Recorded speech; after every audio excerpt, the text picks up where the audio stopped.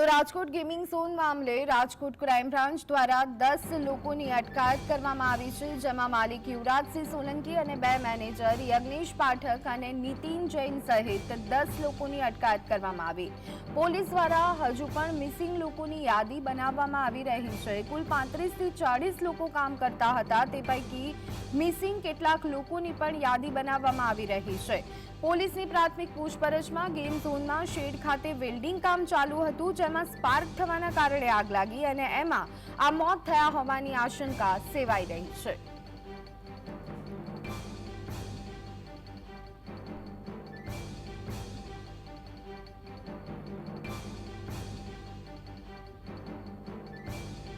દુર્ઘટના બની એમાં એને જે ટેકનિકલી જે લાયસન્સોની જે પ્રક્રિયા કરવાની હોય છે, મનોરંજન વિભાગ એક આખો અલગ વિભાગ હોય છે, ત્યાં એને ફાઇલની મંજૂરીની ફાઇલ પુટઅપ કરવી પડે મંજૂરી।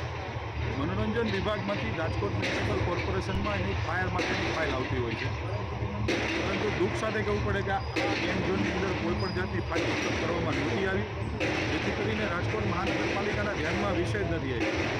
જો ફાયર માટે જો અમારા ધ્યાનમાં ફાઇલ પુટઅપ થઈ હોય તો ચોક્કસપણે કદાચ એવું બને કે દુર્ઘટના ન થઈ શકે।